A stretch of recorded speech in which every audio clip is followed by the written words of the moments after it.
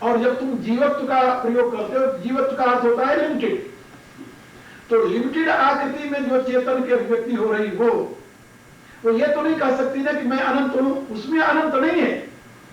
फिर तो श्रुति कहती है सचान अंत्याय कल्पते, उसमें अनंत होने की क्षमता है। It has potentiality to be infinity.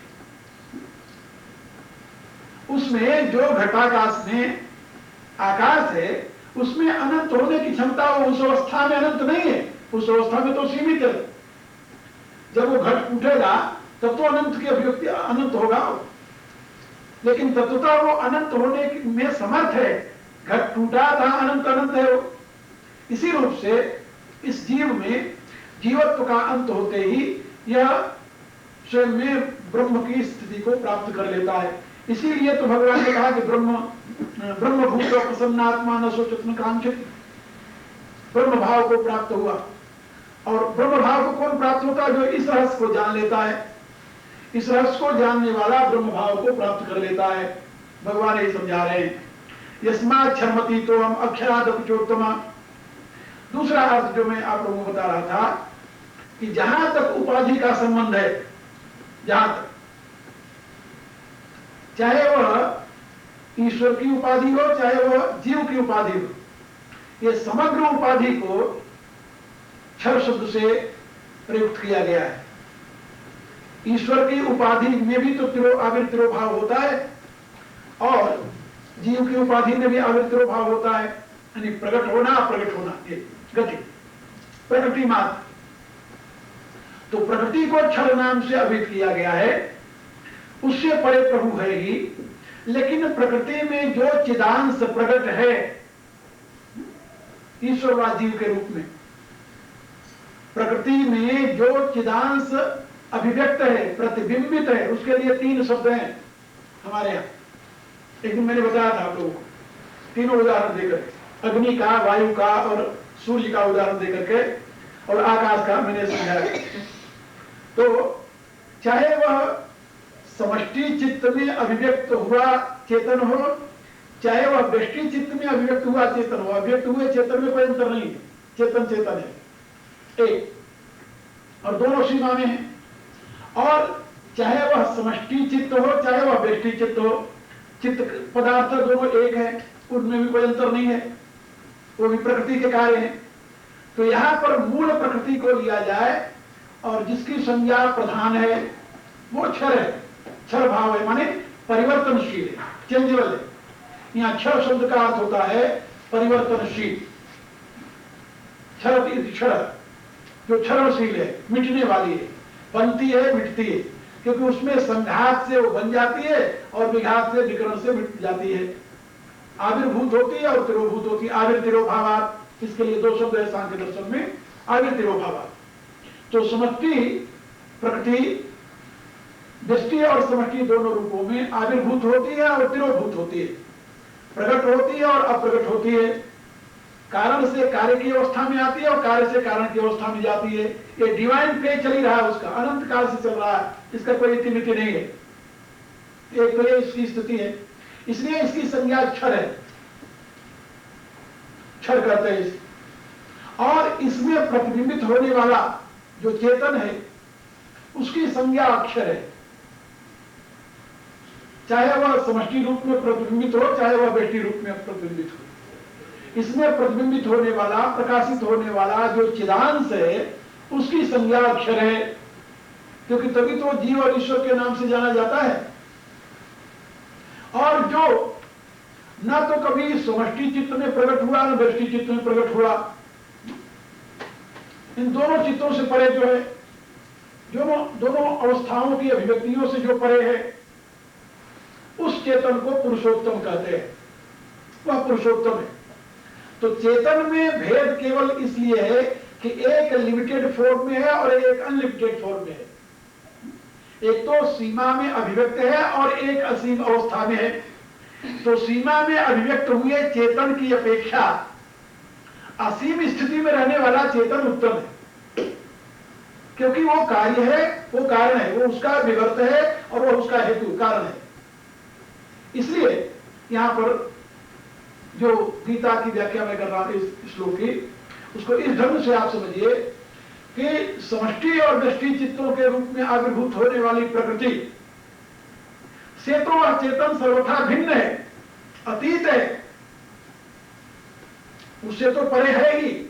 लेकिन जो समष्टि और व्यष्टि चित्तों में प्रकट हुआ चैतन्य चिदांश है, चेतन है, उससे वो उत्तम है। उससे उत्तम माने उससे उसके कारण रूप में अवस्थित होने के नाते उससे वो अनंत है, इसलिए उससे उत्तम है, ऊपर की अवस्था में स्थित है वो, और इसलिए उसको पुरुषोत्तम कहा जाता है। क्योंकि यदि उसे पुरुषोत्तम न कहा जाए तो यदि से पुरुष की संज्ञा न दी जाए तो वो पुरुषोत्तम नहीं बनेगा।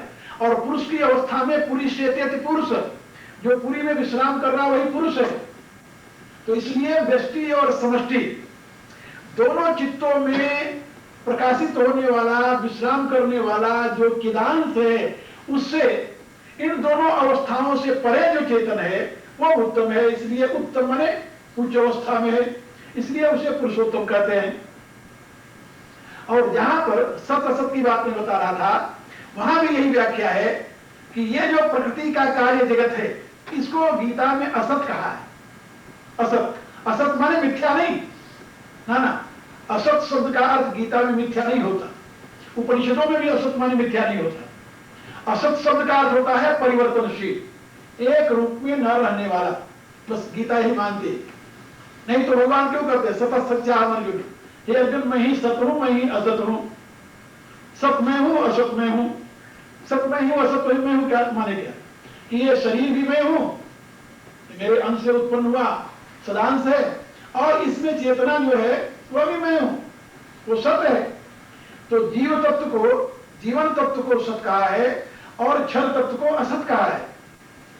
तो जिसको सत और असत और सत असत से परे ब्रह्म, उत्तम पुरुषस्तु अन्य परमात्मे इदुदार्थ, जिसके लिए कहा गया है, उसी को 13वें अध्याय में बताया। गेयम एतत् प्रोक्षामि यज्ञात्वा अमृतम सुप्ते अनादिमत् पर ब्रह्म न सत न असत इति उच्यते। उसको न सत कहा जाता है, न असत कहा जाता है, वह अनादिमत् पर ब्रह्म, उसको पर ब्रह्म कहते हैं। और पर ब्रह्म कौन है? जैसे भगवान यहाँ कहते हैं कि अतोस्मी लोके वेदे च प्रसिद्ध पुरुषोत्तम, मैं ही लोक और वेद में पुरुषोत्तम नाम से प्रसिद्ध हूं। उसी रूप से पर ब्रह्म के विषय में बताया, पर ब्रह्म परम धामम पवित्रम परमम भगवान पुरुषम शाश्वतम दिव्यम आदिदेवम अजम विभुम आहुस्त्वाम ऋषयः सर्वे देवर्षि नारद था। तो त्वाम सर्वे ऋषयः देवर्षि नारद तथा आहु, आपको ही समस्त ऋषिगण देवर्षि नारद और आज जितने हैं ये आपको ही कहते हैं कि आप ही पर ब्रह्म हो। पर ब्रह्म परम धाम पवित्रम पुरुषोत्तम, ना पर भी पुरुषोत्तम शब्द का प्रयोग हुआ है। तो पर ब्रह्म परम धामम पवित्रम पुरुषोत्तम पुरुषम शाश्वतम दिव्यम आदिदेवम अजम विभुम, आज जितने ब्रह्म के विशेषण हैं वह सब भगवान कृष्ण के लिए वहां भी प्रयुक्त हुए। और वही प्रभु कह रहे हैं कि मैं वह पुरुषोत्तम जो मुझे जानता है, इस क्षर अक्षर के सहित मुझ पुरुषोत्तम को जानता है। यस्माक्षरमति तो हम अक्षरादपि च उत्तम। इससे आप लोग समझ गए होंगे कि क्षर माने प्रकृति से प्रभु परे हैं, अतीत हैं, और जो पुरुष है उससे उत्तम है। जो पुरी में विश्राम करने वाला पुरुष है, चिदांश है, चाहे वह समष्टि में है चाहे वह व्यष्टि में, उससे वह चैतन्य घन जो है वह उत्तम है। क्या तो चैतन्य घन परमात्मा जब प्रकृति के माध्यम से प्रकट हुआ तब तो प्रकृति में है कि नहीं है? तो भगवान तो प्रकृति को माध्यम बनाकर प्रकट हुए हैं और स्वयं को कह रहे हैं मैं उत्तम हूं। प्रकृति स्वामधिष्ठाय संभवामि आत्माय, का इसलिए कर रहे हैं कि ये जो जीव समुदाय है ये कर्म बंधन से प्रकृति में आया है। क्या समझे? ये जीव समुदाय कर्म बंधन से प्रकृति में आया है और प्रभु कर्म बंधन से प्रकृति में नहीं आए। प्रभु तो स्वेच्छा से प्रकृति स्वाम अधिष्ठाय संभवामी आत्माया, ये आत्माया से प्रकट हुए, अपने आप प्रकट हुए। और दूसरी बात ये भी यहाँ पर हमारे यहाँ संत समाज में एक ये भी मान्यता है कि प्रभु का शरीर प्राकृत नहीं है। प्रभु का जो शरीर है, विग्रह है, वो प्राकृत नहीं है, वो अप्राकृत है। अप्राकृत माने वो चित घन है। अचित घन का परिणाम मनुष्य का शरीर है। आपका परिणाम शरीर भी घन है, घनीभूत हुआ तत्व है, लेकिन कौन सा तत्व घनीभूत हुआ है? अचित। अचित तत्व जो है तो घनीभूत होकर के आपका शरीर बना है, हमारा शरीर बना है। ये जो शरीर है ये भी घनीभूत हुआ है। ये किसका घनीभूत रूप है? अचित तत्व का। तो अचित घन है, घनीभूत होकर के हमारे आपके शरीर में प्रकट हुआ, शरीर रूप में प्रकट हुआ है। लेकिन परमात्मा का जो स्वरूप होता है, अवतार का जो स्वरूप होता है, वो अचित घन नहीं होता, वो चित घन। जो चित तत्व है वही घनीभूत होकर के आकृति के रूप में प्रकट हो जाता है, मनुष्य के रूप में प्रकट होता है। क्योंकि भगवान जब अवतार लिए तो किसी मां के पेट से अवतार नहीं लिए। ये बात याद रखो। रामायण और ये श्रीमद् भागवत दोनों में ये बात समझाई गई है कि भगवान का अवतार किसी माता पिता के रजवीर से नहीं होता। ये बात समझाई गई। अवतारवाद का सिद्धांत ही है। उसमें जो पूर्णावतार होता है वह माता पिता के रजवीर से नहीं होता। इसीलिए रामायण जब आप पढ़ते हैं तो उसमें भी आप देखते हैं कि कौशल्या के महल में भगवान राम प्रकट हुए। भय प्रगट कृपाला, ये नहीं कि जन्मे, नहीं, भय प्रगट कृपाला दीन दयाला कौशल्या हितकारी, हर्षित महतारी मुनिमनहारी अद्भुत रूप निहारी। और रूप कैसा है? लोचन अभिरामा तनु घनश्यामा निज आयुध भुजचारी, भूषण मरमाला नैन विशाला सुभाष मुखरारी। तो शंख चक्र गदा पद्म धारण करते हुए भगवान कौशल्या के यहां प्रकट हो गए। कौशल्या ने जब प्रार्थना की कीजिए शिशुलीला प्रियशीला यह सुख परमानुपा, तो भगवान कौशल्या की प्रार्थना पर शिशुलीला करने के लिए बालक बन गए। और यही कथा श्रीमद् भागवत में है कि जेल में जहां वसुदेव देव की बंदी गृह में थे, वहां पर भगवान श्रीमन्नारायण शंख चक्र गदा पद्म लेकर प्रकट हुए और उनको पूर्व जन्म की याद दिलाई। याद कर लो, मैंने तुम्हें वरदान दिया था, तो मैं तुम्हारे पुत्र रूप में प्रकट हो गया। तो वो लोग हैरान हो गए और कहने लगे कि इतने बड़े पुत्र रूप में कौन विश्वास करेगा कि आप मेरे पुत्र हो। तो भगवान शिशु रूप होकर के और उनको पहले समझा दिया कि मेरी योग माया तुम्हें मोहित कर लेगी और तुम सारा बात भूल जाओगे, लेकिन तुम मुझे, अब मैं बालक रूप में हो रहा हूं और तुम मुझे उठा करके गोकुल में ले चलो, वहां नंद के यहाँ हमें पहुंचा दो और फिर मैं वहां जाकर लीला करूंगा और तुम वहां पर मेरी योग माया है उसको तुम यहाँ लेकर के चले आना। तो उनके निर्देश से इतना कह करके समझा करके तब भगवान शिशु रूप हुए। और शिशु रूप जब हो गए तो वसुदेव ने उनको उठाया और अपने गोद में लेकर के जाने लगे और जमुना, खैर लंबी कथा है, पार किए और वहां जब गए तो वहां देखा योग माया सही में बालिका रूप में थी। तो भगवान को यशोदा के पास सुला करके उस बालिका को लेकर के आ गए। तो भगवान न तो यशोदा के गर्भ से पैदा हुए, न देवकी के गर्भ से पैदा हुए, न कौशल्या के गर्भ से पैदा हुए। ये पूर्णावतार किसी के गर्भ से नहीं होता, वो रजनीश से नहीं होता कि उसका देह जो है वो ये पार्थिव नहीं होता, अचित घन का निस्वरूप नहीं होता, अचित तत्व का संघात नहीं होता। यानी परमाणुओं के संघात से भगवान का शरीर नहीं बनता। उनका जो शरीर है वो चित घन है। चित घन माने चिदांश तत्व जो है उसका घनीभूत होता है। चैतन्य ही समग्र रूप से घनीभूत होकर के वह व्यक्ति के रूप में प्रकट हो जाता है। यही बात रामायण में वाल्मीकि जी ने कही है भगवान राम के लिए, चिदानंदमय देह तुम्हारी विगत विकार ज्ञान अधिकारी, नर तनु धरे संत सुर काजा, कहो करो जस प्राकृत राजा। इसलिए आप देखते होंगे भगवान कृष्ण का स्वरूप कहीं भी मिलेगा, आपको ऐसे लगेगा जैसे 16 वर्ष के षोडशी अवस्था में ही रहते हैं।